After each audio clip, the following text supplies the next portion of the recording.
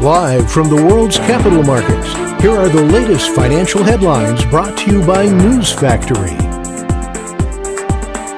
Hello and welcome to Wednesday's financial news. Stay with us for more market headlines. The dollar got a slight bump of 0.2% against the yen in the last session. The Williams indicator is giving a positive signal. The Bitcoin dollar pair dropped 0.2% in the last session, after rising as much as 1.8% during the session.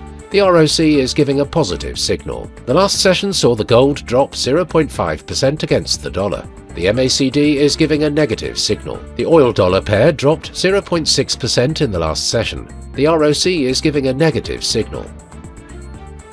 Coming up, the choices from our chief analyst for today.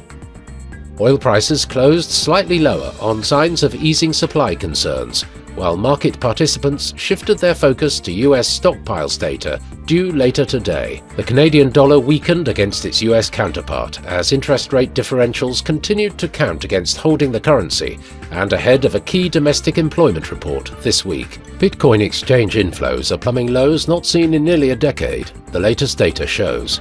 Figures from on-chain analytics platform CryptoQuant show daily BTC inflows declining significantly since Bitcoin's $73,800 all-time highs. Those were today's major economic events, and now moving on to world financial headlines. Germany's industrial production will be released at 6 GMT. Japan's JP Foreign Reserves at 2350 GMT.